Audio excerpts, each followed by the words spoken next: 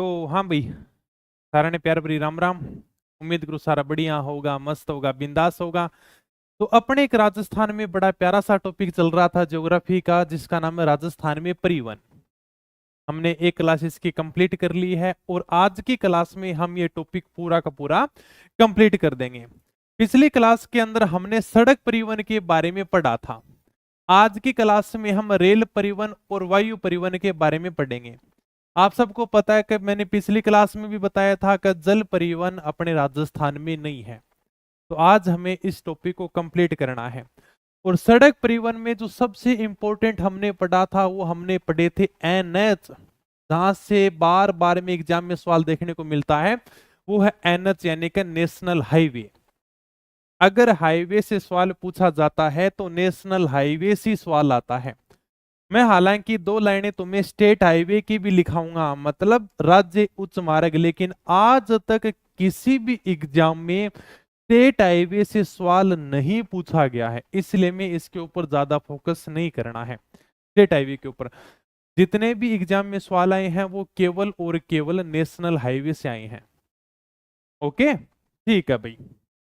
तो state highway के बारे में आपको ये केवल दो ही ध्यान रखना है कि राजस्थान का सबसे लंबा स्टेट हाईवे कौन सा है और सबसे छोटा कौन सा है। अगर आ जाए तो बहुत बढ़िया बात है, बाकी यहां से भी कम संभावना बनती है। स्टेट हाईवे तो सारे के सारे जानते हो, मैंने पिछली क्लास में बता दिया था। इसके जो माइलस्टोन होते हैं, इसके जो मील के पत्थर होते हैं, उनका रंग कैसा होता है सर? हरा होता है। जैसे ऊपर संख्या लिखते हैं, ये स्टेट हाईवे कौन सा है सर? 25। यहां पर लिखा हुआ भी देखो, गुजरात एसएच 25, यानी कि ये स्टेट हाईवे है 25। ओके, इस प्रकार से दूरी लिखी होती है। ये एस एच है 5A, यानी कि स्टेट हाईवे जिसका नंबर है 5A। ये राज्य उच्च मार्ग है। अपने को राजस्थान से मतलब तो केवल आप इतना सा ध्यान रखना कि राजस्थान का सबसे लंबा जो स्टेट हाईवे है उसका नाम है SH1, जो झालावाड़ से लेकर मथुरा तक है। और सबसे जो छोटा उसका नाम है 34B, जो सरौली मोड़ से दूनी यानी कि टोंक तक है। ये केवल आपको इतना सा ध्यान रखना है, बाकी इसके बारे में हमें कुछ भी ज्यादा ध्यान नहीं रखना है। अब हम बात करते हैं सड़क विकास की कौन कौन सी परियोजनाएं हैं, यहां से भी एग्जाम में सवाल पूछा जाता है। जो पहली अपनी योजना है उसका नाम है प्रधानमंत्री ग्राम सड़क योजना। अगर किसी ने गांवों को सड़क से जोड़ने का सबसे पहले सपना देखा था तो उनका नाम था अटल बिहारी वाजपेयी। 25 दिसंबर 2000 को अटल बिहारी वाजपेयी के द्वारा यह योजना शुरू की गई थी। जब शुरुआत में योजना शुरू की गई थी तब यानी कि 100% पैसा है वो केंद्र सरकार लगाती थी। लेकिन 2015-16 से ये वित्तीय अनुपात है ना, पैसा लगाने का अनुपात है, वो केंद्र और राज्य सरकार के बीच में 60:40 में कर दिया गया। यानी कि 60 रुपया है वो केंद्र सरकार लगाएगी और 40 रुपया है वो राज्य सरकार लगाएगी। गांव के अंदर आपने जितनी भी सड़कें देखी, आपके गांव में जो सड़कें बनी हुई ना, वो सब सड़कें प्रधानमंत्री ग्राम सड़क योजना के तहत बनाई गई हैं। ये अटल बिहारी वाजपेयी का सपना था कि हम गांवों को सड़कों के द्वारा जोड़ें। और सच में जो गांव आपस में जुड़े हैं ना, ये जो गांव के अंदर हम सड़कें देख रहे हैं, ये हमारे अटल बिहारी वाजपेयी का सपना था। ठीक है, तो यानी कि बहुत प्यारी योजना थी जिसका नाम है प्रधानमंत्री ग्राम सड़क योजना।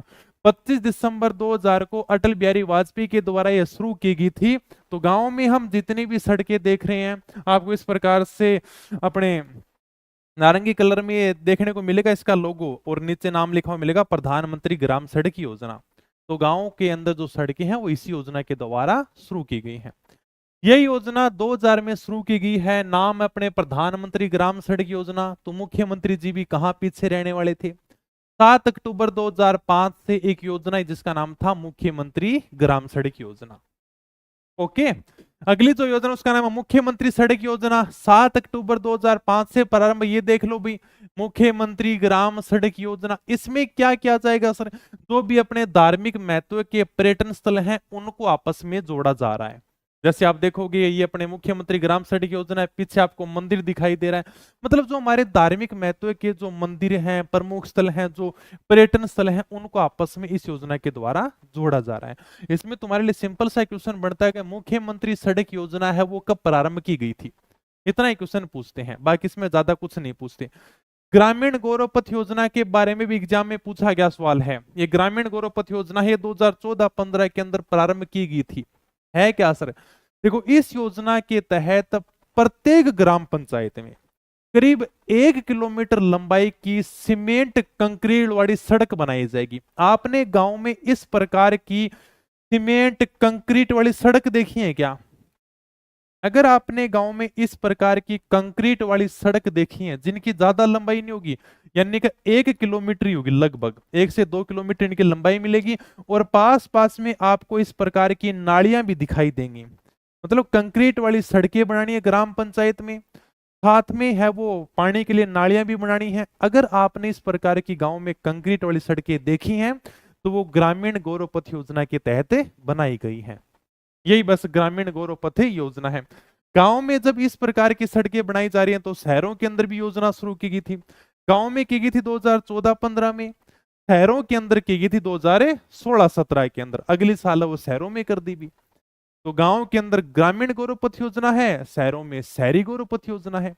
इसमें क्या किया गया कि शहरों को मुख्य सड़क से जोड़ने के लिए 1-2 किलोमीटर की लंबाई की डामर सड़क है वो बनाई जा रही है। ठीक है, रीजनिंग की करते हैं स्टार्ट। ओके, हाँ, स्ट्रेटेजी वीडियो बनाओ, रिवीजन कर दो। सबसे बढ़िया स्ट्रेटेजी वीडियो यही है, जितना हो सके ना उतना रिवीजन मार दो। कॉपी पेस्ट करने से कुछ नहीं होगा, रिवीजन ही सब कुछ है। अब मैं बता दूंगा कि तुम 30 दिन में ये कर लो और ये कर लो, कुछ नहीं है, जितना रिवीजन करोगे उतना ही बढ़िया है। आ जाओ आगे। तो शहरी गौरव पथ योजना है वो 2016-17 के अंदर प्रारंभ की गई है। आज तक जो एग्जाम में पूछी गई वो इसी के बारे में पूछा गया है। ये आज तक कभी भी नहीं पूछा गया, फिर भी आपको थोड़ा सा ध्यान रखना है। शहरों को मुख्य सड़क से जोड़ने के लिए 1-2 किलोमीटर लंबाई की डामर सड़कें बनाई जाएंगी। गांव में तो कंक्रीट वाली सड़कें और शहरों में डामर वाली सड़कें बनाई जा रही हैं। बस आपको तो इतना ही ध्यान रखना है कि ये योजना कब प्रारंभ की गई है, इसके अलावा में कुछ भी ध्यान नहीं रखना कि कितनी लंबाई के बनाए जाएंगे, डामर की बनाई जाएंगी कि कंक्रीट की बनाई जाएंगी, ऐसा में कुछ भी ध्यान नहीं रखना है। अगली जो परियोजना है उसका नाम है भारतमाला परियोजना, बहुत इंपॉर्टेंट है। इसमें लंबी दूरी के एक्सप्रेस वे बनाए जा रहे हैं जो 4 से 6 लेन के होंगे। एक्सप्रेस वे तो समझते होंगे, यहां पर जो सड़कें बनाई जाएंगी ना उनकी चौड़ाई 10 मीटर होगी। ये है हमारी भारतमाला परियोजना जो बहुत इंपॉर्टेंट है। इसका प्रारंभ किया गया था 31 जुलाई 2015 से। लंबी लंबी दूरी की सड़कें बनाई जाएंगी इस प्रकार से, यानी कि बहुत लंबी दूरी की, दिल्ली से सीधा गुजरात जाना है, मुंबई जाना है, इस प्रकार के एक्सप्रेस वे बनाए जाएंगे तो यानी कि 4 से 6 लेन की होंगे। बहुत लंबी दूरी तय करने के लिए इस प्रकार से एक्सप्रेस वे बनाए जा रहे हैं। जैसे हम कभी रोडवेज बस में सफर करते हैं तो रोडवेज वाला कहता है कि ये गाड़ी तो एक्सप्रेस है, मतलब ये गाड़ी लंबी दूरी की है, छोटी मोटी दूरी तय नहीं करेगी। अगर आपने इस प्रकार के एक्सप्रेस वे के ऊपर चढ़ाई कर दी तो ये आपको लंबी दूरी के ऊपर ले जाके छोड़ेगा, बीच में कट नहीं है। तो ये होते हैं भारतमाला परियोजना के तहत एक्सप्रेस वे बनाए जा रहे हैं। एक्सप्रेस मतलब एक्सप्रेस की तरह चलेगी, लंबी दूरी तय करेगी, ये छोटे मोटे स्टेशनों के ऊपर नहीं रखेगी। ओके, तो इसके तहत एक्सप्रेस वे निर्मित किए जा रहे हैं। राजस्थान में इस परियोजना के तहत 1825 किलोमीटर लंबाई की 10 सड़कों को चिन्हित किया गया है। राजस्थान में इस परियोजना के तहत 1825 किलोमीटर लंबाई की 10 सड़कों का चयन किया गया है जिसका निर्माण हम भारतमाला परियोजना के तहत करेंगे। वैसे भी देखें कौन कौन सी मुख्य रूप से सड़कें हैं तो कुछ नाम आपको ध्यान रखने हैं। दिल्ली मुंबई ग्रीनफील्ड एक्सप्रेसवे, इस प्रकार से नाम दिए गए हैं। सिंपल सा एग्जाम में क्वेश्चन आता है, दिल्ली मुंबई ग्रीनफील्ड एक्सप्रेसवे राजस्थान के कौन से जिले से गुजरता है, कौन से जिले से नहीं गुजरता, इतना सा पूछेगा। इस प्रकार के से आपको नाम भी देखने को मिलेगा, दिल्ली है, वडोदरा है, मुंबई है, एक्सप्रेसवे, इसके ऊपर आपका हार्दिक स्वागत है। इस प्रकार की देखो लंबी लंबी दूरी की सड़कें बनाई जा रही हैं जो दिल्ली से वडोदरा यानी कि गुजरात, और गुजरात से आपको सीधा मुंबई पहुंचा देगा। ये पूरी लंबी दूरी की सड़क बनाई जा रही है। दिल्ली मुंबई की दूरी है वो 130 किलोमीटर घट जाएगी, मतलब आपको इधर से उधर कट मारने की जरूरत नहीं है, सीधा आप यानी कि किधर जाओगे, दिल्ली से मुंबई जाओगे और 130 किलोमीटर की दूरी घट गई आपकी। और एक्सप्रेस वे इस प्रकार के बनाए जा रहे हैं, कोई भी कट नहीं है, पूरी लंबी दूरी के और बढ़िया हाई क्वालिटी के आपको एक्सप्रेस वे देखने को मिलेंगे। ये जो अपना दिल्ली मुंबई एक्सप्रेस वे है ना, ये राजस्थान के डीग, अलवर, दौसा, सवाईमाधोपुर, टोंक, बूंदी, कोटा से गुजरेगा। यानी कि राजस्थान में इसकी लंबाई है 373.63 किलोमीटर। 12 फरवरी 2023 को प्रधानमंत्री ने प्रथम चरण का उद्घाटन किया था। सोना हरियाणा से दौसा के बीच में 247 किलोमीटर का उद्घाटन किया था। उसके बाद में अक्टूबर 2023 में इसके दूसरे चरण का भी उद्घाटन कर दिया गया। मतलब ये जो एक्सप्रेसवे है ना, ये यानी कि टुकड़ों में बनाया जाएगा। पहला चरण है, दूसरा चरण है, फिर तीसरा चरण है। इस प्रकार से एक्सप्रेसवे बनाए जा रहे हैं। आपको ये ध्यान रखना है कि दिल्ली मुंबई वाला ये जो एक्सप्रेसवे है राजस्थान के कौन कौन जिलों से गुजरेगा, हमें इसके बारे में ध्यान होना चाहिए। बाकी आप ज्यादा कंफ्यूज मत होना। ओके। दूसरा एक्सप्रेस जिसका नाम अमृतसर जामनगर एक्सप्रेसवे, यानी कि अमृतसर कहां पर है सर? पंजाब में है। जामनगर कहां पर है सर? गुजरात में है। तो इन दोनों को आपस में जोड़ने के लिए इस प्रकार से एक एक्सप्रेसवे बना दिया गया भाई, बढ़िया एक्सप्रेसवे बना दिया गया। ये देखो, अमृतसर जामनगर ग्रीनफील्ड एक्सप्रेसवे, यहां पर आपका पंजाब में है अमृतसर और यहां पर है गुजरात में जामनगर। तो इनको आपस में जोड़ने के लिए क्या बना दिया गया? एक्सप्रेसवे बना दिया गया। हमें तो ये ध्यान रखना है कि ये राजस्थान के कौन कौन जिलों से गुजरेगा। ठीक है सर, अमृतसर और जामनगर को आपस में जोड़ा जा रहा है, लेकिन राजस्थान में कहां से गुजरेगा? तो राजस्थान में हनुमानगढ़ है, गंगानगर है, बीकानेर है, फलोदी, जोधपुर, बालोतरा, जालोर जिले से गुजरेगा। कुल लंबाई यानी कि 637 किलोमीटर होगी। तो 637 किलोमीटर लंबा होगा। इसके तहत Sangaria, Hanumangarh, Sanchore, Santalpur greenfield expressway का निर्माण किया गया। इतना निर्माण कर दिया गया है। तो हनुमानगढ़, गंगानगर, बीकानेर, फलोदी, जोधपुर, बालोतरा, जालोर जिले में 637 किलोमीटर लंबा है ये। ठीक है, तो समझ गए ना। इस प्रकार के बड़े बड़े शहरों को यानी कि लंबी दूरी को आपस में जोड़ने के लिए इसका निर्माण किया गया है। 15 अगस्त के बाद में करवाएंगे करंट अफेयर। ओके। तीसरा आपको ध्यान रखना है जिसका नाम है बठिंडा अजमेर ग्रीनफील्ड एक्सप्रेसवे। बठिंडा यानी कि पंजाब से लेकर अजमेर के बीच में आएगा ये। राजस्थान में कौन कौन से जिलों से गुजरेगा ये आपको ध्यान रखना है। अभी बठिंडा से लेकर अजमेर के बीच में है ये। तो राजस्थान में हनुमानगढ़ है, चूरू, सीकर, नागौर, अजमेर जिले से गुजरेगा। इस प्रकार के बड़े बड़े एक्सप्रेस वे है वो उनका निर्माण किया जा रहा है। आप पूछना, अगर हो सकता है आपको ध्यान में भी होगा कि आपके जिले से कौन सा एक्सप्रेस वे गुजर रहा है। इस प्रकार के आपको एक्सप्रेस वे देखने को मिल जाएंगे। लंबी दूरी के ये नेशनल हाईवे हैं, तो एक प्रकार के हाईवे बस अच्छी क्वालिटी के हैं भाई, टॉप क्वालिटी के हैं। और बीच में आपको कोई कटवट नहीं देखने को मिलेगा। ये देखो, इधर भी आने का इस प्रकार के देखो ये लाइन से लगा रखी है, बीच में पूरी लंबी दूरी आराम से तय करो बिना टेंशन के।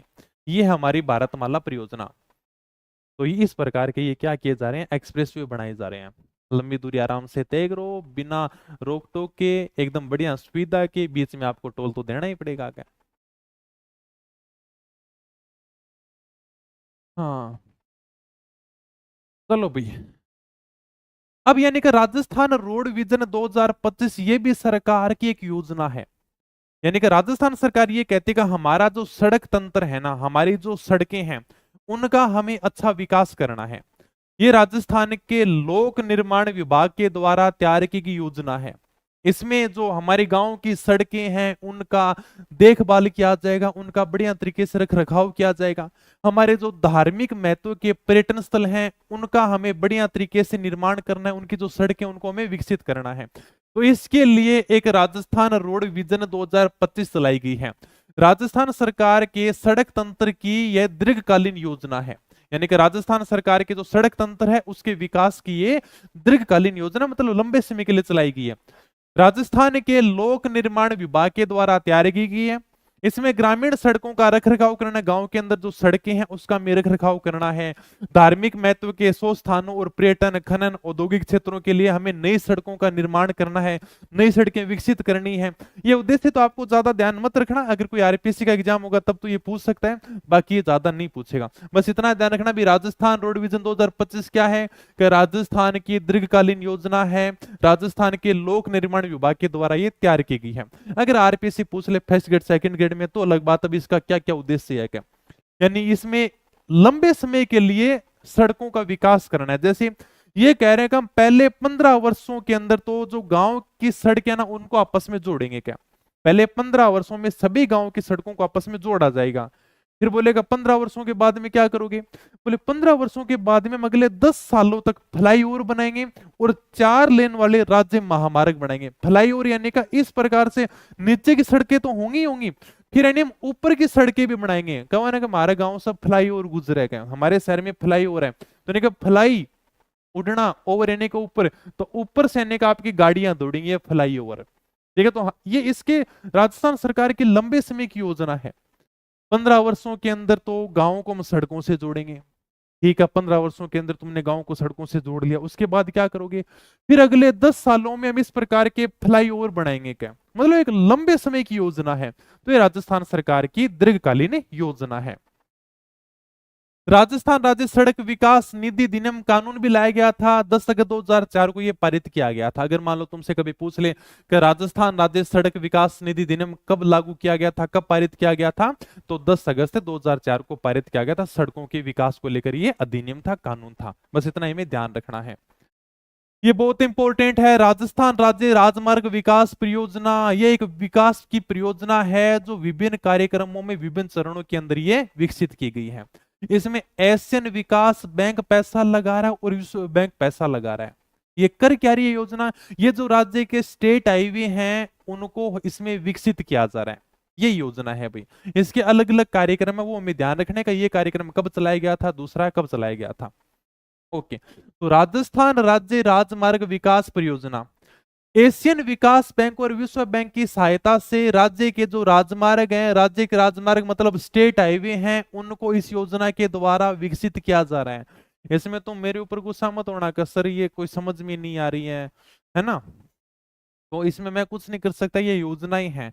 तुम्हें सिंपल सा ध्यान रखना पड़ेगा, कभी ये जो हमारी योजना है राजस्थान राज्य राजमार्ग विकास परियोजना, कौन कौन से इसमें पैसा लगा रहे हैं बैंक? तो एशियन विकास बैंक और विश्व बैंक इसमें पैसा लगा रहे हैं।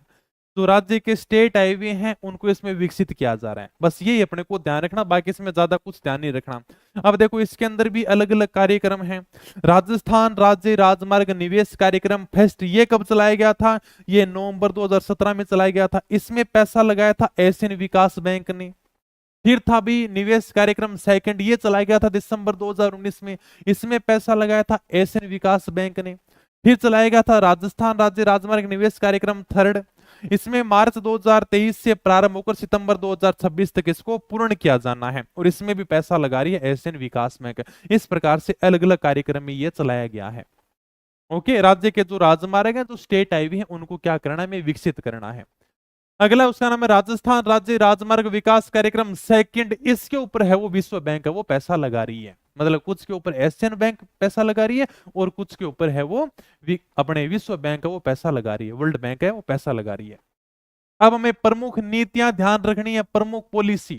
जैसे सड़क नीति है वो राजस्थान के अंदर 1994 में घोषित की गई थी, और ऐसा करने वाला राजस्थान देश का पहला राज्य था।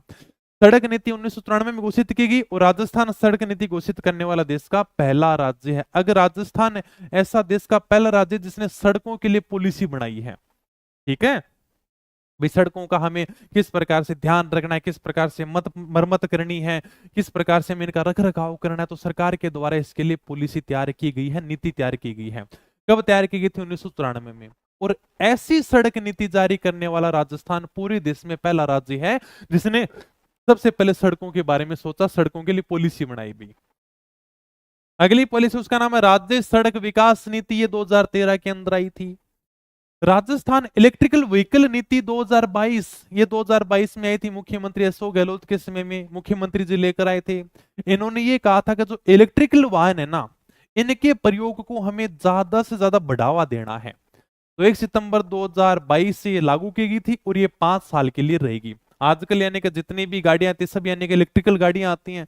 स्कूटी तो ऐसी आती है कि पास से अगर महिला गुजर भी जाए ना तो ही पता नहीं चलता कि इलेक्ट्रिकल गाड़ी है। ये कम से कम जो पेट्रोल वाली होते हैं वो कम से कम आवाज तो करती हैं। भाई सरकार ये कहती है कि आप इलेक्ट्रिकल वाहनों के प्रयोगों को क्या करो, बढ़ावा दो क्या। और इसके बढ़ावा देने के लिए सरकार के द्वारा यह पॉलिसी जारी की गई है, राजस्थान इलेक्ट्रिकल व्हीकल नीति। 5 साल तक रहेगी और ये 1 सितंबर 2022 को शुरू की गई। तो ये आपको ध्यान रखना, एग्जाम में पूछा गया सवाल है। हाँ क्या हुआ, हिस्ट्री। चलें आगे, ये आपकी प्रमुख पॉलिसी है। सिंपल सा क्वेश्चन आएगा, राजस्थान इलेक्ट्रिकल व्हीकल नीति कब जारी की गई थी? 1 सितंबर 2022 को। कितने साल के लिए रहेगी सर? 5 साल के लिए रहेगी। ओके, तो 5 साल के लिए प्रारंभ की गई है। ये देख लो, राजस्थान इलेक्ट्रिकल व्हीकल पॉलिसी 2022। भाई पॉलिसी है क्या, सरकार ने कह दिया कि हमें यानी कि जो इलेक्ट्रिकल गाड़ियां इनको बढ़ावा देना है, तो सरकार के द्वारा पॉलिसी जारी की जाती है। जैसे ये नहीं आते क्या अपने एलआईसी वाले का, आप हमारी पॉलिसी ले लो, इसमें आपको ये फायदा होगा, ये फायदा होगा, ये फायदा होगा, तो बस वो फायदे गिनाए जाते हैं, वो पॉलिसियां होती हैं। तो इसी प्रकार से सरकार के द्वारा नीतियां जारी की जाती हैं। अब यानी का प्रमुख संस्था कौन कौन सी है जो हमें ध्यान रखना है। सबसे पहले सीमा सड़क संगठन, जिसकी स्थापना 1960 में की गई थी, यानी कि BRO, border roads organisation. Sir ये क्या है? ऐसे जिले जो किसी देश के साथ में सीमा बनाते हैं, जैसे मान लो राजस्थान के गंगानगर है, बीकानेर है, जैसलमेर है, बाड़मेर है, ये जिले पाकिस्तान के साथ में सीमा लगाते हैं, और वहां पर सीमावर्ती क्षेत्रों में सड़क निर्माण करना है। तो हर कोई तो कर नहीं सकेगा यार, उधर पाकिस्तान लगता है, इधर अपना भारत है, और बॉर्डर के ऊपर आसपास में हमें सड़क का निर्माण करना है। तो ये काम दिया गया है BRO को। आप यानी कि जो बॉर्डर एरिया है, जो अपना किसी देश के साथ में हम सीमा बना रहे हैं, और वहां पर हमें अगर इस प्रकार से सड़कों का निर्माण करना है, तो वहां पर सड़कों का निर्माण करेगा BRO, यानी कि बॉर्डर रोड ऑर्गेनाइजेशन। यह रक्षा मंत्रालय के अधीन काम करता है। बस इतना सा अपने को ध्यान रखना है कि सीमा सड़क संगठन की स्थापना कब की गई थी? 1960 में की गई थी। समझ गए? हाँ सर, के जो बॉर्डर के जो जिले होते हैं ना, वहां पर सड़क निर्माण का ये काम देखते हैं। ये तो भाई साहब पता नहीं कितनी बार पूछा गया है। राजस्थान राज्य पथ परिवहन निगम यानी का RSRTC, Rajasthan state road transport corporation, Rajasthan state road transport corporation, एक राजस्थान राज्य पथ परिवहन निगम की स्थापना कब की गई थी? 1 अक्टूबर 1964 को की गई थी। पता नहीं कितनी बार एग्जाम में पूछा गया है। अगर फोर्थ ग्रेड के अंदर ये क्वेश्चन रिपीट होता है तो कोई बड़ी बात नहीं है। अगर तुम्हारे परिवहन में टॉपिक रिपीट हुआ ना, यानी ये क्वेश्चन कभी का, राजस्थान राज्य पथ परिवहन निगम की स्थापना कब की गई थी? 1 अक्टूबर 1964 को इसकी स्थापना की गई थी। इसका मुख्यालय कहां पर है? जयपुर में है। इसका आदर्श वाक्य भी आपको ध्यान रखना है, सुभाषते पथाने संतु, संस्कृत में लिखा हुआ, जिसका हिंदी में मतलब होता है आपकी यात्रा शुभ हो। राजस्थान रोडवेज की बसें तो आपने देखी होंगी, यही RSRTC है। ठीक है, इनके ऊपर देखो ये सेम टू सेम ये लोगो भी होता है, इनके आगे लिखा हुआ था RSRTC। तो ये जो अपने रोडवेज की बसें चलती है ना, यही है भाई राजस्थान राज्य पथ परिवहन निगम। ओके, तो आपको इसका मुख्यालय भी ध्यान रखना है, आदर्श वाक्य भी ध्यान रखना, और इसकी स्थापना कब की गई थी, ये तो बहुत ज्यादा ही इंपॉर्टेंट है। इसका तो मैं क्या ही बताऊं, पता नहीं कितनी बार पूछा गया है। ठीक है, 1964 में इसकी स्थापना की गई थी भी। राजस्थान परिवहन विभाग भी देख लो भी। राजस्थान परिवहन विभाग, इसका नाम बदल दिया गया। पहले तो अपने परिवहन विभाग था, अब यानी का 1 अक्टूबर 2021 से इसका नाम बदल दिया गया और उसको नाम किया गया है परिवहन एवं सड़क सुरक्षा विभाग। इसका आदर्श वाक्य भी हमें ध्यान रखना, जो एग्जाम में पूछा गया है, चरेवेती चरेवेती। सर ये क्या मतलब हुआ? चरेवेती चरेवेती यानी कि चलते रहो चलते रहो। आरटी वाले मिलते होंगे तुम्हें कभी, यानी कि तुम गाड़ी लेके जाते हो, हाँ छोटी मोटी गाड़ियों को तो पुलिस वाले रुकाते हैं, जो बड़ी गाड़ियां होती है ना, ट्रक होते हैं, हैवी ड्राइवर, उनको आरटी वाले रुकाते हैं। तो वही है ये परिवहन एवं सड़क सुरक्षा विभाग, ये आरटी वही है। ठीक है, तो परिवहन एवं सड़क सुरक्षा विभाग, इसका आदर्श वाक्य यहां पर लिखा होता है चरेवेती यानी का चलते रहो चलते रहो। इसका नाम चेंज कर दिया गया भाई। तो राजस्थान, पहले तो इसका नाम था राजस्थान परिवहन विभाग, अब इसका नाम चेंज कर दिया गया 1 अक्टूबर 2021 से परिवहन एवं सड़क सुरक्षा विभाग। और आदर्श वाक्य आपको ध्यान रखना है, मतलब चलते रहो चलते रहो, चलते नहीं चरते, चरते नहीं चरते, चरते नहीं रहो, चलते रहो चलते रहो, ये इसका आदर्श वाक्य है। हाँ, ये इसमें सारी चीजें आपको याद करना ना, योजनाएं हैं, संस्थाएं हैं इसमें। रोहित सर क्या करे भाई, अब रट्टा तो मारना पड़ेगा इनको, कैसे कर लो सही। रिडकोर, रिडकोर इस प्रकार के आपने कभी टोल प्लाजा देखे हैं? रिडकोर टोल प्लाजा आपका हार्दिक स्वागत करता है। थोड़े वो देखे होंगे, road infrastructure development company of Rajasthan, ये है रिडकोर। इसकी स्थापना कब की गई थी? 1 अक्टूबर, सॉरी अक्टूबर 2004 में इसकी स्थापना की गई थी। मुख्यालय इसका जयपुर में। यानी कि ये आपको इस प्रकार से रिडकोर टोल प्लाजा देखने को मिल जाते हैं। राजस्थान सरकार और infrastructure leasing and financial service की 50-50 भागीदारी से यह कंपनी बनाई गई है रिडकोर। सर ये करती क्या है? ये जो कंपनी है ये मेगा हाईवे का संचालन करती है। मेगा हाईवे मतलब ऐसे हाईवे जो आधुनिक तकनीकी से विकसित हों, शहर के बाहर बनाए जाएं, इनमें किसी भी प्रकार का कोई मोड़ ना हो, गाड़ियां बिल्कुल सीधी दौड़ें। तो इस प्रकार के जो हाईवे बनाए जाते हैं वो रीड कोर के द्वारा बनाए जाते हैं। ओके, ठीक है भाई। तो इसकी रीड कोर की स्थापना की गई थी अक्टूबर 2004 के अंदर, रख लोगे ध्यान में, ठीक है। मुख्यालय कहां पर है? जयपुर में। राजस्थान सरकार व ILFS यानी कि infrastructure lazing and financial service, इसकी 50-50 भागीदारी से कंपनी बनाई गई है। ये जो कंपनी है वो मेगा हाईवे परियोजनाओं का संचालन करती है, जो आधुनिक तकनीकी के जो हाईवे होते हैं उनका संचालन करती है। सीधी सड़कें हों, बिना मोड़ की हों, शहर से बाहर हों, इस प्रकार की हाईवे बनाने का ये रीड कोर कंपनी काम करती है। राजस्थान राज्य सड़क विकास एवं निर्माण निगम limited RSRDC, Rajasthan state road development, ये क्या है? कंस्ट्रक्शन कॉर्पोरेशन लिमिटेड यानी कि RSRDC। इसकी स्थापना देखो की गई थी 1979 में, लेकिन जब इसकी स्थापना की गई ना, तब इसकी स्थापना की गई थी राजस्थान स्टेट ब्रिज लिमिटेड के नाम से। शुरुआत में ये जो कंपनी थी वो यानी कि सड़कों के ऊपर इस प्रकार के जो ब्रिज होते हैं ना, ब्रिज हैं, पुल हैं, उनका निर्माण का काम करती थी। लेकिन 2001 में इसका नाम बदल दिया गया। 2001 में इसका नाम बदल के क्या किया गया था? राजस्थान राज्य सड़क विकास एवं निर्माण निगम लिमिटेड। इसका भी मुख्यालय तो कहाँ है, इसका इतना ध्यान नहीं है, मुख्यालय कहाँ पर है पता नहीं, ठीक है, हो सकता है जयपुर में होगा, बाकी इतना अपने को ध्यान ही रखना है। इसका जो मुख्य काम है सड़क है, पुल है, भवन, इसका निर्माण कार्य करना है। अपने को तो इतना ध्यान रखना है कि ये जो RSRDC है ना, इसकी स्थापना कब की गई थी, ठीक है, तो 1979 में इसकी स्थापना राजस्थान स्टेट ब्रिज लिमिटेड के नाम से की गई थी। और बाकी ज्यादा याद रखना तो 2001 में इसका नाम बदल दिया गया था। ओके, ठीक है भाई। सड़क सुरक्षा संस्थान कहां पर है? सर, सड़क सुरक्षा संस्थान है वो जयपुर के अंदर है। ये लो भाई, हो जाती है कंप्लीट। एक फिर थोड़ी सी अपने करंट अफेयर की सी बात है तो आपको ध्यान रखनी है। राजस्थान सरकार ये कहती है कि अगले 10 वर्षों के लिए हम सड़क सुरक्षा कार्य की योजना बना रहे हैं, और ऐसा करने वाला राजस्थान देश का पहला राज्य है। मतलब राजस्थान सरकार एक ऐसी योजना तैयार कर रही है कि 2030 तक हम सड़क दुर्घटनाओं में 50% की कमी ला देंगे।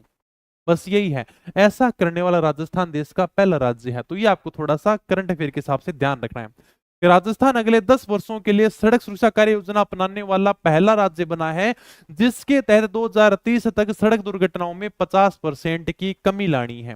राजस्थान सरकार सड़क सुरक्षाओं के लिए ऐसी योजना लेकर आ रहा है जिसमें वो कह रहा है कि अगले 10 वर्षों में हम सड़क दुर्घटनाओं में 50% की कमी कर देंगे, कि 2030 तक हम सड़क दुर्घटनाओं में 50% की कमी कर देंगे। ये है वो, आप न्यूज भी देख सकते हो। तो थोड़ी सी बात इंपॉर्टेंट है और मुझे लगता है ये बात पूछी भी गई है। अब हम बात करते हैं रेल परिवहन की। रेल तो आपने सब देखी होंगी, इससे से बताओ कि अभी तक रेलगाड़ी में कौन कौन नहीं बैठा? ऐसा भी कोई है जो आज तक कभी रेलगाड़ी में बैठा ही नहीं है? फिर तो मैं फिर पूरी रेलगाड़ी की फोटो दिखाऊं तो मैं देखो, अंदर से सीट ऐसी होती है, जंजीर ऐसी खींची जाती है, इस प्रकार से ट्रेन को रोका जाता है। हाँ, मुझे पता है अभी तो तुम बेरोजगार हो, इसलिए जनरल डब्बे में सफर करना पड़ता है। कोई बात नहीं, नौकरी लग जाओगे उसके बाद में third AC, second AC, first AC सारी देख लेना फिर तो। अरे बहुत शानदार ट्रेन है, अभी मैं दिखाऊंगा तुम्हें कितनी कितनी ट्रेनें चलती हैं। अभी तुम्हें लगेगा यार सर बहुत महंगी है, ज्यादा महंगी भी कौन नहीं, महीने का 50-60 हजार लोग ना, ज्यादा महंगी कौन नहीं है। ये तो ताना लगा रहे यार, इस सर को तो कोर्स ही 200 रुपया में है, 200 रुपया में होते दिन का कमाओगा यार, 1500-2000 तो। चले आगे, चलिए बैठना पड़ा, वाह फिर तो बढ़िया है। हाँ, अब हम थोड़ी सी रेल परिवहन की बात कर लेते हैं। भारतीय रेलवे का राष्ट्रीयकरण किया गया था 1951 में। राष्ट्रीयकरण का मतलब है कि भारतीय रेलवे पहले निजी हाथों में थी, लेकिन 1951 में इसके ऊपर भारत सरकार ने अधिकार कर लिया। पहले हमारी रेल को अंग्रेज चलाते थे, उसके बाद हम आजाद हो गए, तो 1951 में जाकर हमने हमारी रेल के ऊपर ध्यान दिया, और 1951 के अंदर हमने हमारी रेल का क्या कर लिया? राष्ट्रीयकरण कर लिया। राष्ट्रीयकरण का मतलब है अब ये भारत सरकार के पास में रहेगी, भारत सरकार के अधीन रहेगी। रेल है वो संघ सूची का विषय है। संघ सूची का मतलब है कि रेल के ऊपर जितने भी कानून बनेंगे सब यानी कि केंद्र सरकार के द्वारा बनाए जाएंगे। रेलवे में जो भर्ती आती है वो केंद्र सरकार के द्वारा लाई जाती है। आपने कभी ऐसा सुना है कि राजस्थान सरकार है वो रेलवे में भर्ती निकाल रही है? कभी नहीं सुना ना। तो रेल है वो संघ सूची का विषय, मतलब इसको संभालने का काम है वो केंद्र सरकार करती है। पहले है वो रेलवे का अलग से बजट आता था, रेलवे के लिए जो भी घोषणा करनी होती, जो भी भर्तियां करनी होती, जो भी पैसे देने होते, तो उनके लिए अलग से बजट लाया जाता। लेकिन 2017-18 में सरकार ने कहा यार रेलवे बजट अलग से क्यों लाएं, उसको भी हम आम बजट में शामिल करते हैं।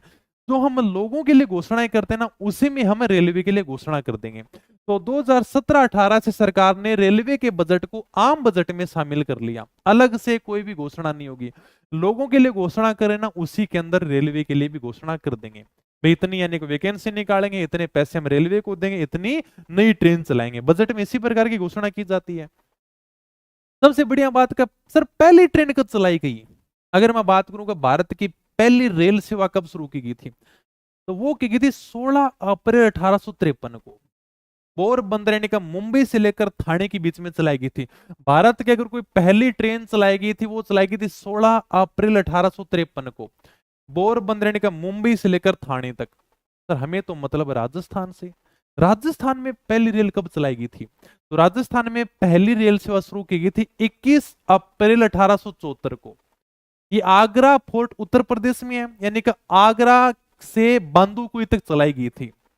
उत्तर प्रदेश से बांदुकुई दौसा तक ये ट्रेन चलाई गई थी। तो इस प्रकार की ट्रेन चली थी राजस्थान में पहली बार 1874 को, बांदुकुई जंक्शन तक चलाई गई थी ये। तो राजस्थान की जो पहली रेल सेवा है वो 21 अप्रैल 1874 को आगरा फोर्ट उत्तर प्रदेश से बांदुकुई दौसा तक चलाई गई थी। ये हमारी राजस्थान की पहली रेल सेवा थी। ओके ठीक है, तो ये हमें ध्यान रखना भी, भारत की पहली रेल कब चली थी, राजस्थान के अंदर पहली रेल कब चली थी। अब है राजस्थान की पहली रेल बस सेवा, ये मेड़ता रोड से मेड़ता सिटी तक चली थी। सर ये क्या है, आजकल बस चलती हैं उसी प्रकार से रेल वाली बस चलाई गई थी भाई, मेड़ता रोड से मेड़ता सिटी के बीच में। लेकिन 2019 के आसपास में इसको बंद कर दिया गया। जैसे अगर मैं बात करूं कि मेड़ता रोड से मेड़ता सिटी के बीच में जो दूरी है ना, वो है 15 किलोमीटर। 1994 के आसपास में इतने साधन होते नहीं थे यार, कि मेड़ता रोड से मेड़ता सिटी तक जाए तो इतनी लंबी दूरी कैसे तय करेगा। उसमें 1994 की बात है, सरकार के पास में इतने साधन नहीं थे, तो सरकार ने एक रेल बस चलाई। और ये यानी कि जो बस थी ना, रेल की बस, ये पटरियों के ऊपर चलती थी, इसलिए इसका नाम है रेल बस सेवा। आप खुद देख लो, ये हमारी रेल बस सेवा है जो मेड़ता रोड से मेड़ता सिटी तक चलती थी। आजकल क्या करते हैं सर, बस आती है, बस के अंदर में टिकट मिल जाती है। तो ये जो रेल की बस थी ना, ये एक तो यानी कि पटरियों के ऊपर चलती, आपको उसी प्रकार से टिकट लेना होता है, इसमें जाकर बैठ जाओ, मेड़ता रोड पर बैठ के आपको मेड़ता सिटी में छोड़ देगी, मेड़ता सिटी पर बैठ के आपको मेड़ता रोड पर छोड़ देगी। इनके आपस में बीच में चलती रहती थी। लेकिन 2019 में सरकार ने इसको बंद कर दिया, आजकल लोग इसमें जाते ही नहीं है, सबके पास में खुद के पर्सनल साधन हो रखे हैं। रेल वाले बाबा है वो किशनलाल सोनी को कहा जाता है, क्योंकि ये बूंदी में रेले लेकर आए थे। बूंदी में जो रेल लाने का श्रेय दिया जाता है वो दिया जाता है किशनलाल सोनी को, तो हम इनको रेल वाले बाबा भी कहते हैं। राजस्थान में रेल मार्गों की कुल लंबाई है उसको किताब में अपडेट कर लेना, अगर अपडेट नहीं है तो ये अभी हमारे पास में नया आंकड़ा है। ओके, तो राजस्थान में रेल मार्गों की कुल लंबाई है 6135 किलोमीटर, किताब में शायद होगा 6100 किलोमीटर ना, तो ये भी अपना लेटेस्ट आंकड़ा आया है रेलवे की रिपोर्ट में। तो इसके अंदर राजस्थान में रेल मार्गों की कुल लंबाई है वो 6135 किलोमीटर है। देश के कुल रेल मार्गों का 8.86% रखता है, देश के कुल रेल मार्ग का राजस्थान है वो 8.86% रखता है। अगर यानी कि पूरे भारत में 100% रेल का मार्ग है, रेल की पटरियां बिछी हुई हैं, तो उसमें 8.86% वो राजस्थान के अंदर है। तो रेल मार्गों की कुल लंबाई 6135 किलोमीटर है। रेल मार्गों की लंबाई की दृष्टि से राजस्थान का यूपी के बाद में देश में दूसरा स्थान है। ठीक है, अगर पूछ भी लेना तो यूपी के बाद में दूसरा स्थान है। सबसे ज्यादा जो रेल मार्ग है ना वो यूपी में है, और उसके बाद में राजस्थान में, राजस्थान का देश में दूसरा स्थान है। तो ये थोड़ा सा आप अपडेट कर लेना। राजस्थान के अंदर 2 रेलवे जोन हैं और 5 मंडल हैं। भारत में कुल यानी का 19 रेलवे जोन है, 19 रेलवे जोन है, इनके नीचे मंडल बनाया गया है। पूरे रेलवे को इस प्रकार से बांटा गया है, 19 तो यानी कि रेलवे जोन हो गया और एक नीचे मंडल हो गया। इस प्रकार से पूरे रेलवे को कंट्रोल किया जाता है। राजस्थान में केवल 2 रेलवे जोन है भाई, एक तो उत्तर पश्चिमी रेलवे जोन, जिसका गठन किया गया है 2002 में। इस प्रकार से आपको देखने को मिल जाएगा। प्रधान कार्यालय उत्तर पश्चिम रेलवे जोन, इसका गठन किया गया 2002 में। इसका मुख्यालय कहां पर है? जयपुर में है। इसमें कौन कौन से मंडल आते हैं? जयपुर, जोधपुर, अजमेर, बीकानेर मंडल इसी के अंदर आते हैं। ठीक है, ओके सर। दूसरा जो जोन है उसका नाम है पश्चिमी मध्य जोन। इसका मुख्यालय जबलपुर में है और इसके अंदर कोटा मंडल आता है। आप कभी कोटा रेलवे स्टेशन के पास में जाओगे ना, कोटा रेलवे स्टेशन देखने के लिए, उसके नीचे लिखा हुआ है पश्चिमी मध्य रेल, यानी क्या ये किस जोन के नीचे आता है? ये अपने पश्चिमी मध्य रेल जोन के नीचे आता है। और बाकी जो आप देखोगे अपने जयपुर, जोधपुर, अजमेर, बीकानेर, तो वो जो मंडल है ना, वो सारे के सारे उत्तर पश्चिमी रेलवे जोन के नीचे आते हैं। आप कभी जयपुर के रेलवे स्टेशन पे जाओगे, जोधपुर जाओगे, अजमेर जाओगे, बीकानेर जाओगे, किसी भी रेलवे स्टेशन पे जाओगे, तो वहां पर आपको इस प्रकार से नाम देखने को मिलेगा, उत्तर पश्चिम रेलवे जोन। लेकिन कोटा वाले अगर आप रेलवे स्टेशन के ऊपर जाते हो तो आपको नाम देखने को मिलता है पश्चिम मध्य रेलवे जोन। यानी कि ये जो कोटा वाला ये किसके नीचे आता है? ये पश्चिम मध्य जोन के नीचे आता है। नैरोगेज छोटी लाइनें केवल धौलपुर जिले में है। सर ये नैरोगेज क्या होती हैं? देखो, अगर इस प्रकार से पटरियां होती हैं, यहां पर है क्या? हाँ देखो, ये आपको इस प्रकार से पटरियां दिखाई दे रही हैं। अगर इन पटरियों के बीच में दूरी है 1 मीटर की, तब हम इसे कहते हैं मीटर गेज।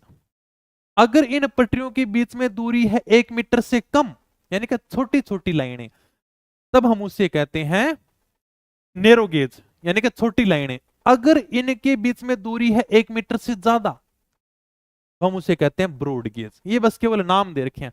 अगर इन पटरियों के बीच में दूरी है 1 मीटर की, तो हम कहते हैं मीटर गेज। 1 मीटर से कम है तो हम कहते हैं नैरो गेज, यानी कि छोटी लाइनें। और अगर 1 मीटर से ज्यादा है इनके बीच में दूरी, तो हम कहते हैं ब्रॉड गेज। इतना आपको ध्यान नहीं रखना है। लेकिन ये जो छोटी लाइनें है ना, 1 मीटर से कम दूरी वाली, ये हमें बहुत कम देखने को मिलती हैं। राजस्थान में नैरोगेज वाली लाइनें केवल धौलपुर जिले में थी, जिनको वर्तमान में बंद कर दिया गया है। अब यानी कि इसके ऊपर भी कोई ट्रेनें नहीं चलती है। तो नैरोगेज छोटी लाइनें धौलपुर जिले के अंदर हैं, वर्तमान में इनको बंद कर दिया गया है। डूंगरपुर बांसवाड़ा रतलाम रेल लाइन, ये भी आपको ध्यान रखना है। 2011 में सोनिया गांधी ने इसका शिलान्यास किया था। 2011 में सोनिया गांधी ने इसकी नींव रखी थी। हाँ, नैरोगेज वर्तमान में परमानेंट बंद कर दी गई। फिर भी एग्जामिनर पूछ लेता है कि राजस्थान में नैरोगेज रेल लाइन कहां पर है, तो धौलपुर जिले में है। अगली रेल लाइन देखो आप, डूंगरपुर बांसवाड़ा रतलाम रेल लाइन। 2011 में सोनिया गांधी आई, इसने नींव रख दिया इस रेल लाइन का। लेकिन यह रेल लाइन अभी भी निर्माणाधीन है। नींव तो रख दी, लेकिन सरकार ने आगे ध्यान ही नहीं दिया।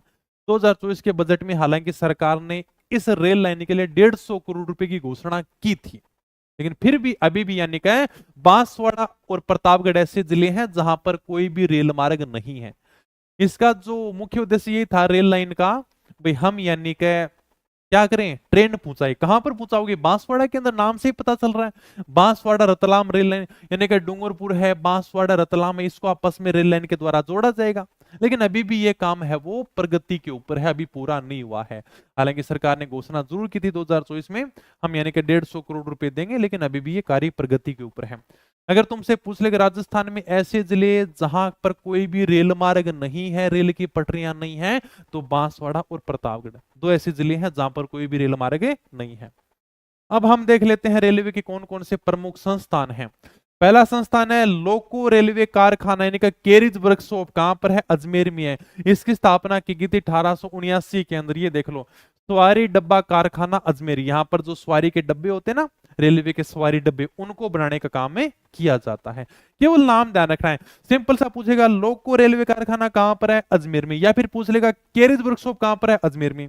इसकी स्थापना कब की थी? 1879 में। क्या काम किया जाता है? सर रेलवे के डब्बे बनाए जाते हैं भाई, और कुछ नहीं है। सिमको वैगन फैक्ट्री कहां पर? ये आपकी रही सिमको वैगन फैक्ट्री भरतपुर के अंदर भाई।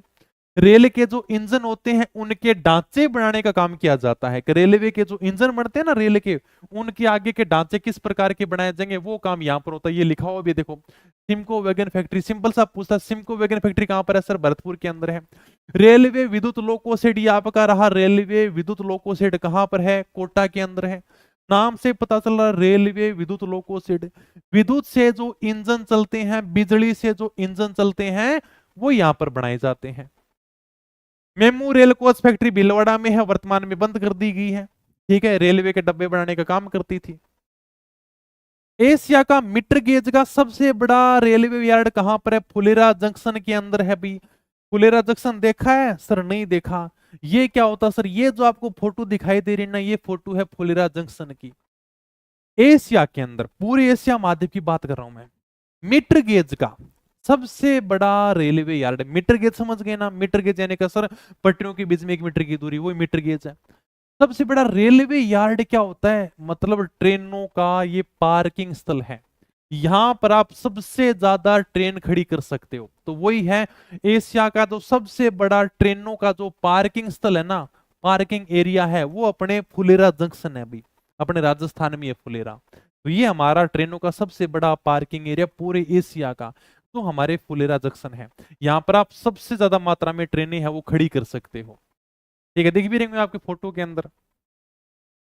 पश्चिम रेलवे क्षेत्रीय प्रशिक्षण केंद्र कहां पर है? उदयपुर में है। कुछ नहीं है, नाम से पता चल रहा है। मतलब ट्रेनिंग देने का काम किया जाता है। सर किन को ट्रेनिंग देंगे? जो लोको पायलट होते हैं उनको ट्रेनिंग देने का काम में किया जाता है।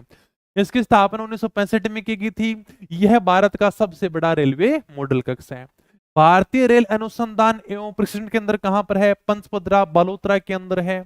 सर इस पंचपदरा वाले में क्या किया जाता है? जो तेज गति से ट्रेन चलती हैं उनका अनुसंधान किया जाता है, उनकी ट्रेनिंग होती है। अभी तेज गति से चलने वाली ट्रेनों की खोज होती है, अनुसंधान किया जाता है, उनका निर्माण किया जाता है। तो सिंपल सा पूछेगा तुमसे कि भारतीय रेल अनुसंधान एवं प्रशिक्षण केंद्र कहां पर है? पंचपदरा बालोतरा के अंदर ही है। तो ये पंचपदरा बालोतरा में है, इसको अपने करेक्शन कर लेना अगर बाड़मेर है तो। भवानी मंडी रेलवे स्टेशन झालावाड़ में है। इस रेलवे स्टेशन की भी एक विशेषता है कि यह स्टेशन आधा तो राजस्थान में है और आधा मध्य प्रदेश में है। इस प्रकार से भवानी मंडी रेलवे स्टेशन है, इधर तो राजस्थान है, इधर आपका एमपी है। ठीक है, तो भवानी मंडी रेलवे स्टेशन कहां पर है? मध्य प्रदेश और राजस्थान के बीच में है तो वैसे झालावाड़ में। टिकट है मध्य प्रदेश से लो, बैठो राजस्थान में, राजस्थान से टिकट लो, झालावाड़ में जाकर बैठो, सॉरी मध्य प्रदेश में जाकर बैठो। यानी कि इधर तो आपका मध्य प्रदेश हो जाता है, इधर आपका राजस्थान हो जाता है, तो एकदम सीमा के ऊपर बना हुआ ये आपका भवानी मंडी रेलवे स्टेशन है झालावाड़ में। आधा तो राजस्थान में और आधा ये मध्य प्रदेश में चला जाता है। एक रेलवे स्टेशन है जिसका नाम है मियां का बाड़ा रेलवे स्टेशन। ये बालोतरा के अंदर आप देख लो, मियां का बाड़ा होल्ट। इसका नाम चेंज कर दिया गया, वर्तमान में इसका नाम है महेश नगर होल्ट। ठीक है, तो मियां का बाड़ा रेलवे स्टेशन है बालोतरा में, इसका नाम है वो महेश नगर होल्ट है, वो कर दिया गया है। ये भी आपको ध्यान रखना है।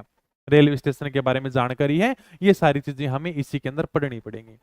ओके, बस हो गया फिर, और क्या है, कंप्लीट है और ज्यादा कुछ है नहीं। अब थोड़ा सा बात कर लेते हैं हमारी वंदे भारत ट्रेन की। राजस्थान की जो पहली वंदे भारत ट्रेन चलाई गई है, राजस्थान में 4 वंदे भारत ट्रेन चल रही हैं। ये जो वंदे भारत ट्रेन है ना, ये पहली सेमी हाई स्पीड ट्रेन है। सेमी हाई स्पीड ट्रेन समझते हो? एक तो यानी कि वो ट्रेन जो 200 किलोमीटर प्रति घंटे की रफ्तार से चले ना, उससे हम कहते हैं हाई स्पीड ट्रेन। 1 घंटे में 200 किलोमीटर निकालते, ये है सेमी हाई स्पीड। यानी कि ये जो वंदे भारत ट्रेन चलती है, ये 160 किलोमीटर पर हावर चलती है। 1 घंटे में 160 किलोमीटर की दूरी तय करती है। तो ये हमारी सेमी हाई स्पीड ट्रेन है, वंदे भारत ट्रेन। तो ये में ध्यान रखना, सिंपल सा पूछ लेते हैं, राजस्थान की पहली वंदे भारत ट्रेन कौन सी शुरू की गई थी, दूसरी कौन सी थी, तीसरी कौन सी थी, चौथी कौन सी थी? बस ये आपके बारे में पूछेंगे। भारत की पहली सेमी हाई स्पीड ट्रेन है जिसका नाम है Vande Bharat train. Semi high speed का मतलब है यह 160 किलोमीटर पर हावर की रफ्तार से चलती है। राजस्थान में यह पहली चलाई गई थी अजमेर जयपुर दिल्ली मार्ग के ऊपर। दूसरी चलाई गई है जोधपुर से साबरमती। तीसरी है जयपुर से उदयपुर, और चौथी है उदयपुर से कोटा से आगरा। मैं इसके अंदर बैठ गया अभी, जयपुर से उदयपुर वाली के बीच में। ओके, इतनों को ज्यादा भारी काम भी कोनी है, ते भी आराम से सफर कर लियो, नॉर्मल है वंदे भारत ट्रेन। ठीक है, ओके, ये आप देख सकते हो अपने वंदे भारत ट्रेन है, भारत की पहली सेमी स्पीड ट्रेन है। ये अपने को ध्यान रखना, सिंपल सा पूछेगा। राजस्थान की दूसरी वंदे भारत ट्रेन कहां से शुरू की गई? जोधपुर से साबरमती। तीसरी जयपुर से उदयपुर। चौथी उदयपुर कोटा से आगरा। उदयपुर से कोटा, कोटा से आगरा चले जाओ। बस ये यानी कि हमारी वंदे भारत ट्रेन है, जो हमें सिंपल सा ध्यान रखना एग्जाम में पूछ लेता है। राजस्थान की दूसरी वंदे भारत ट्रेन कहाँ से रुकी गई है, तीसरी कहाँ है, चौथी कहाँ है, बस ये अपने को ध्यान रखना है। अब हम बात करते हैं राजस्थान की कुछ शाही रेलगाड़ियों की। ये बड़ी शानदार रेलगाड़ियां हैं। हाँ, बहुत शानदार रेलगाड़ियां हैं, ये नाम से पता चल रहा है। पहले देखो, पैलेस ऑन व्हील्स, शाही रेलगाड़ी है। मतलब अगर आप इन रेलगाड़ियों में बैठते हो ना, तो एकदम ऐसा फील आएगा कि राजा महाराजा अपन ही है क्या, बस। यानी कि लोकतंत्र में आप वो फीलिंग ले सकते हो राजतंत्र वाली का, बस मैं ही राजा महाराजा हूं। आप इन, ये जो आप अंदर फोटो देख रहे हो ना, ये ट्रेन की फोटो है।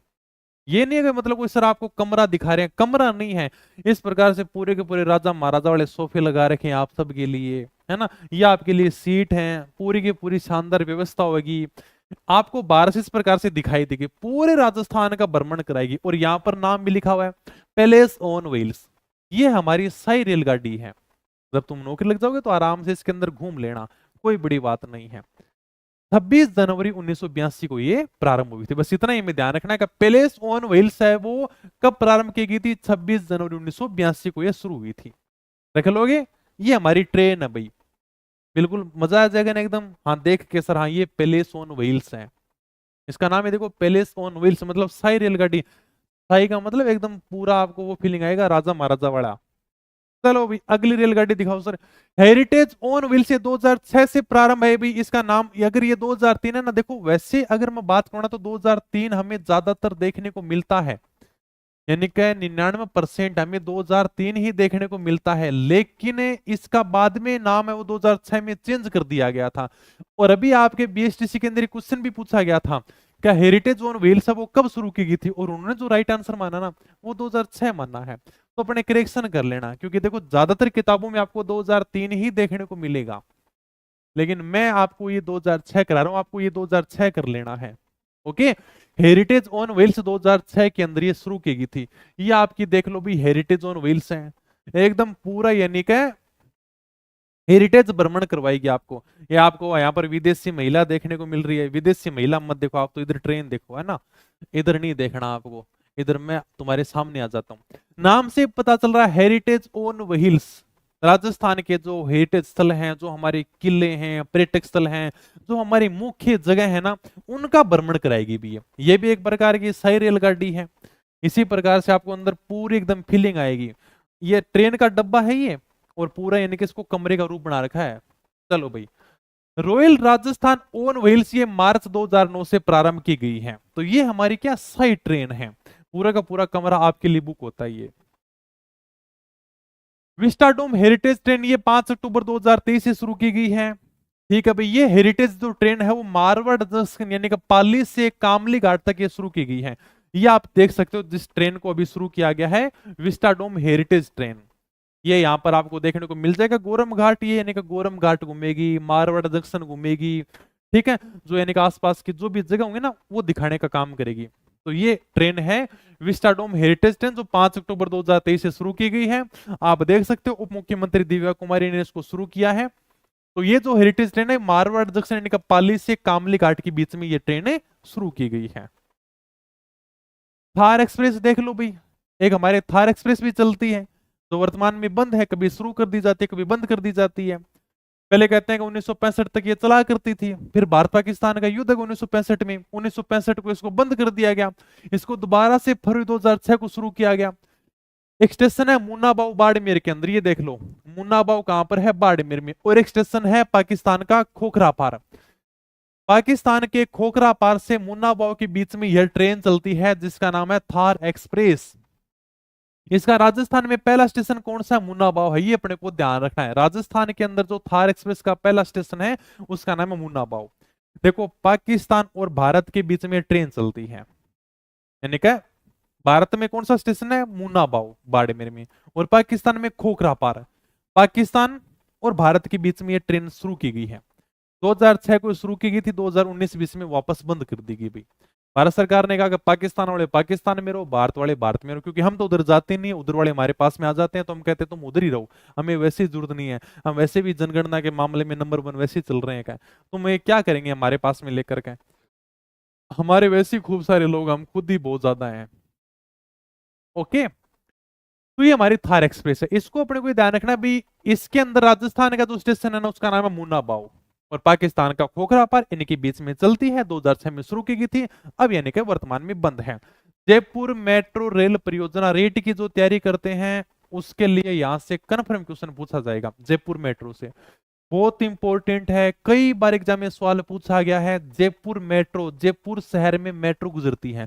राजस्थान के अंदर एकमात्र शहर, एकमात्र सिटी, एकमात्र जिला जहां से मेट्रो गुजरती है वो है जयपुर, बाकी कहीं नहीं है। अब तो जोधपुर है, कोटा है, नहीं नहीं, और कहीं मेट्रो नहीं है, केवल जयपुर शहर में ही मेट्रो है भाई।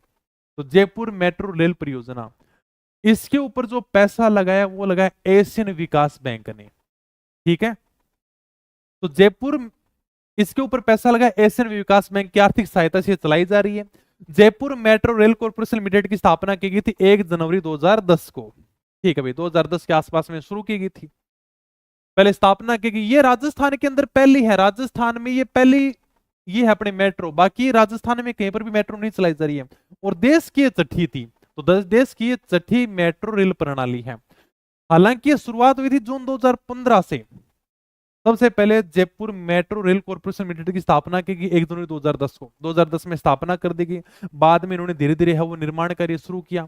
लेकिन मेट्रो चलाई कब की थी, जयपुर में मेट्रो रेल सेवा शुरू कब हुई थी, तो वो हुई थी जून 2015 से। जून 2015 से जयपुर शहर में मेट्रो रेल सेवा है वो शुरू की गई थी। 2 चरणों में इसका निर्माण किया गया, मतलब जयपुर में जो मेट्रो चलाएगी ना वो 2 चरणों में चलाएगी।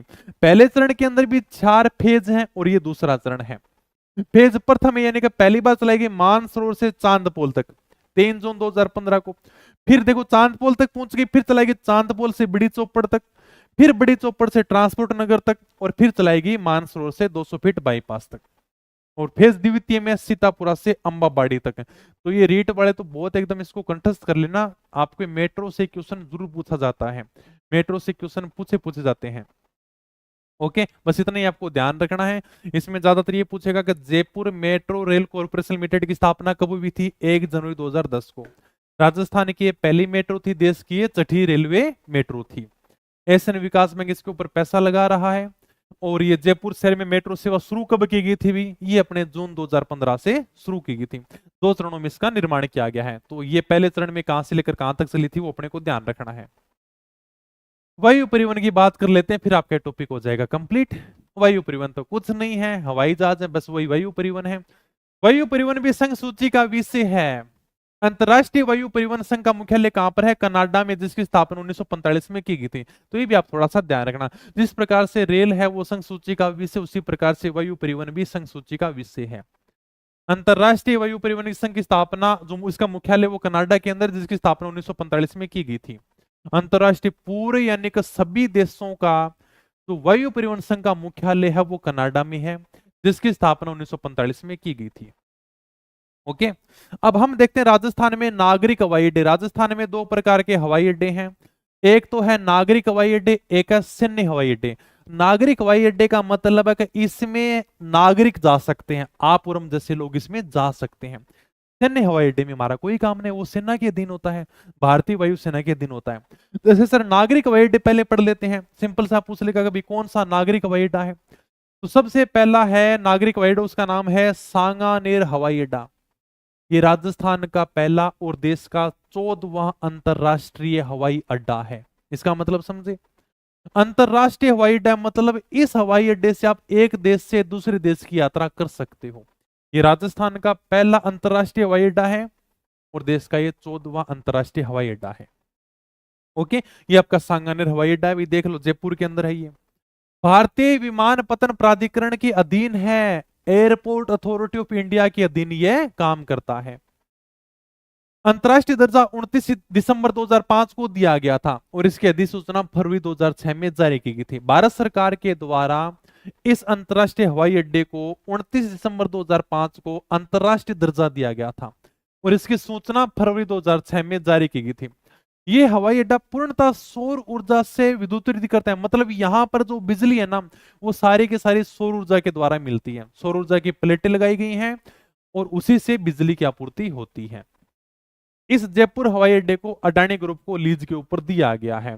2020 में 50 साल के लिए भारत सरकार के द्वारा ये हवाई अड्डा अडानी ग्रुप को दे दिया गया है। यानी कि अब इस हवाई अड्डे को कौन चलाएगा? अडानी ग्रुप चलाएगा। जयपुर इंटरनेशनल एयरपोर्ट 50 साल के लिए लीज के ऊपर दिया गया है। ओके, इसकी हमें सारी की सारी बातें याद रखनी है। राजस्थान में नागरिक हवाई अड्डा सांगानेर हवाई अड्डा राजस्थान का पहला है, देश का 14वां अंतरराष्ट्रीय हवाई अड्डा है। अंतरराष्ट्रीय का मतलब समझ गए, एक देश से दूसरे देश में हमें इस हवाई अड्डे के माध्यम से यात्रा कर सकते हैं। यहाँ पर आपको वो सारी फ्लाइट मिल जाएंगी जो एक देश से दूसरे देश में जाती है। तो ये अंतरराष्ट्रीय हवाई अड्डा है। भारतीय विमानपत्तन प्राधिकरण के अधीन है, ये एयरपोर्ट अथॉरिटी ऑफ इंडिया के अधीन ये काम करता है। इसको भारत सरकार के द्वारा दर्जा दिया गया था 29 दिसंबर 2005 को, और इसकी अधिसूचना जारी की गई थी फरवरी 2006 में। ये पूर्णतः सौर ऊर्जा के द्वारा विद्युतीकृत है। इसमें जो भी बिजली है ना, वो सारी की सारी सौर ऊर्जा के द्वारा मिलती है। सौर ऊर्जा की प्लेटें लगाई गई हैं, और ये हवाई अड्डा अडानी ग्रुप को लीज के ऊपर दिया गया है वर्तमान में। अब केवल आपको नाम ध्यान रखने हैं। महाराणा प्रताप हवाई अड्डा कहां पर है? डबोक उदयपुर में। ये आप देख लो, महाराणा प्रताप हवाई अड्डा उदयपुर। ये भाई साहब देश में आपको यात्रा करवा देगा। यानी कि ये तो जैसे मान लो कि आपको उदयपुर से मुंबई जाना है, उदयपुर से जयपुर जाना है, देश में आप कहीं भी भ्रमण कर लो। तो ये तो आपको वो हवाई अड्डे हैं जो अंतरराष्ट्रीय नहीं है, राष्ट्रीय हैं। मतलब आप भारत में कहीं भी घूम लो, वो आपको छोटी मोटी फ्लाइटें यहाँ पर देखने को मिल जाएंगी। बाकी अंतरराष्ट्रीय तो जयपुर वाला ही है, एक देश से दूसरे देश के बीच में वही लेकर जा सकता है। कोटा हवाई अड्डा, ये आपका कोटा हवाई अड्डा भारतीय विमानपत्तन प्राधिकरण के अधीन है। ये आपका कोटा हवाई अड्डा कोटा में रहा। किशनगढ़ हवाई अड्डा कहां पर है सर? किशनगढ़ अजमेर में। ये आपका किशनगढ़ एयरपोर्ट रहा। इसका 11 अक्टूबर 2017 को उद्घाटन किया गया था। अब देख लेते हैं सैन्य हवाई अड्डे जो भारतीय वायुसेना के अधीन काम करते हैं। सैन्य हवाई अड्डे मतलब भारतीय वायुसेना के अधीन काम करते हैं। यहाँ पर नागरिक नहीं जा सकते भी, तुम सोचोगे मैं चला जाऊं, नहीं। नागरिक हवाई अड्डे वो हैं, ये भारतीय वायुसेना के अधीन रहते हैं। Okay, Indian air force. सूरतगढ़ हवाई अड्डा, आपका सूरतगढ़ हवाई अड्डा सूरतगढ़ गंगानगर में। ये पूरे के पूरा भूमिगत है, मतलब ये अंडरग्राउंड एयरपोर्ट है, जमीन के नीचे काम करता है, ये ऊपर नहीं है। तो ये जो हमारा सूरतगढ़ हवाई अड्डा सूरतगढ़ गंगानगर वाला, ये भूमिगत हवाई अड्डा पूरा का पूरा जमीन के अंदर है। ये नाड़ हवाई अड्डा कहां पर है सर? बीकानेर के अंदर है। रातानाडा हवाई अड्डा कहां पर है सर? जोधपुर के अंदर है, जोधपुर हवाई अड्डा। जैसलमेर हवाई अड्डा कहां पर है सर? जैसलमेर के अंदर आपका जैसलमेर एयरपोर्ट रहा। और उत्तरलाई हवाई अड्डा कहां पर है? बाड़मेर में। केवल आपको नाम ध्यान रखने हैं, एग्जाम में सिंपल सा नाम पूछेगा। नाल हवाई अड्डा कहां पर है? बीकानेर। रातानाडा हवाई अड्डा कहां पर है? जोधपुर। जैसलमेर हवाई अड्डा जैसलमेर। उत्तरलाई हवाई अड्डा बाड़मेर। ये जो आपका उत्तरलाई हवाई अड्डा ना बाड़मेर वाला, इसको नागरिक हवाई अड्डा बनाने की मंजूरी दे दी गई है। मतलब जल्दी ही ये नागरिक हवाई अड्डा बन जाएगा। जैसे अभी मैंने पढ़े ना पीछे नागरिक हवाई अड्डे जिनके ऊपर नागरिक जा सकते हैं, तो इसको भी मंजूरी दी गई। वर्तमान में ये भारतीय वायुसेना के अधीन है, लेकिन इसको मंजूरी दे दी गई है। ओके, बस चलो फिर हो गया कंप्लीट।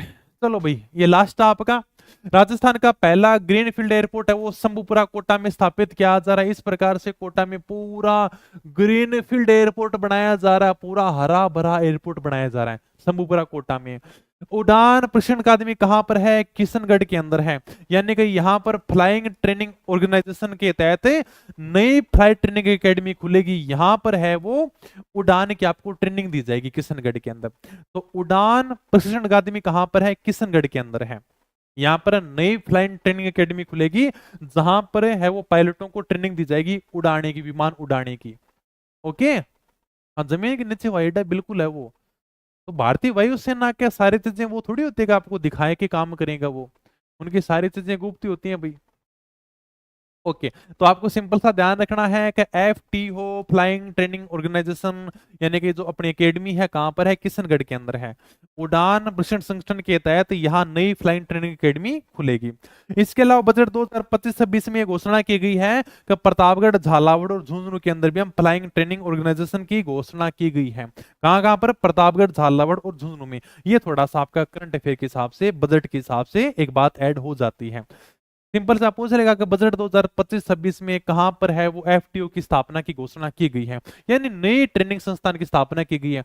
कुछ नहीं है, इस प्रकार से आप भी जा सकते हो, आपको भी यानी कि विमान उड़ाने की यहाँ पर ट्रेनिंग दी जाएगी भाई। ये अपने फ्लाइंग ट्रेनिंग अकेडमी। ओके, तो इसी के साथ में अपना ये टॉपिक हो जाता है कंप्लीट। मुझे पता है तुम इतना बढ़िया तो नहीं लगाओगे, कुछ चीजें हैं जो समझाने वाली नहीं थी, हालांकि फिर भी मैंने बहुत अच्छा किया कि PPT के माध्यम से, फोटो के माध्यम से तुम्हारे लिए ये चीज बड़ी आनंदित बनाऊं, बड़ी शानदार बनाऊं। मेट्रो दिखाऊं, मुन्नाभाव स्टेशन दिखाऊं, खोखराफार, थार पार करिए, सारी की सारी चीजें दिखाऊं, हर चीज का मैंने तुम्हें एकदम सही आनंद दिया है। ये देखो बाकी में लिखा था विस्टाडोम हेरिटेज ट्रेन, तुम रटती ही रहती यार, ये ट्रेन कैसी है दिखाओ तो सही सर। पूरी एकदम सही ट्रेन है। ओके, कोशिश हमने सारी की, यहाँ पर ट्रेन के डब्बे बनाए सारे, वो चीजें भी हमने देखी है, फुलेरा वाला जंक्शन भी देखा है हमने। ठीक है, ये अपने सारे के सारे रेलवे जोन भी देख लिए, दो ही तो रेलवे जोन है राजस्थान में। पहले मैंने तुम्हें मेड़ता रोड से मेड़ता सिटी वाली रेल बस सेवा भी दिखा दी, ये बांदोगी जंक्शन भी दिखा दिया, जो पहली रेल चली थी अपने राजस्थान के अंदर। ओके, ठीक है भाई, बाकी कुछ सड़क की योजनाएं हैं जो मैं याद है वो रखनी है। यहाँ से बहुत कम क्वेश्चन आते हैं, फिर भी देखो पहली क्लास से ज्यादा क्वेश्चन आते हैं। और बाकी यहाँ से पूछेगा तो नॉर्मल से देखो, हवाई अड्डे में तो कुछ नहीं पूछेगा, केवल नाम पूछता है, ये पता नहीं कितनी बार पूछा गया नाल हवाई अड्डा कहाँ पर है, ये पूछ लेते हैं रातानाडा हवाई अड्डा कहाँ पर है, जैसलमेर वाला तो कोई पूछेगा नहीं, ये पूछ ले उतरला हवाई अड्डा कहाँ पर है, बस नाम पूछते हैं, बाकी इसमें ज्यादा कुछ पूछते नहीं है। और बाकी मेट्रो से संबंधित क्वेश्चन आ जाते हैं। तो ये है भाई। ओके, ठीक है फिर करंट अफेयर करवाएंगे बेबी। आप हाँ, ये परिवहन वाला हो ही गया आपका, फोर्थ ग्रेड वाला, ठीक है, तुम्हारे तो सारा हो ही गया कंप्लीट, यही तुम्हारा बचा था बेस्ट लास्ट।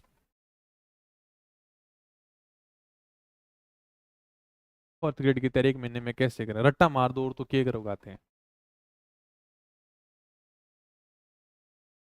आपदा प्रबंधन करवा दिया भैया आपके ऊपर, वही एक क्वेश्चन आएगा तुम्हारे ले देके, एक क्वेश्चन तो पूछे ही पूछेंगे। तो फिर मिलेंगे नई वीडियो में, तब तक धन्यवाद, थैंक यू, जय हिंद जय भारत।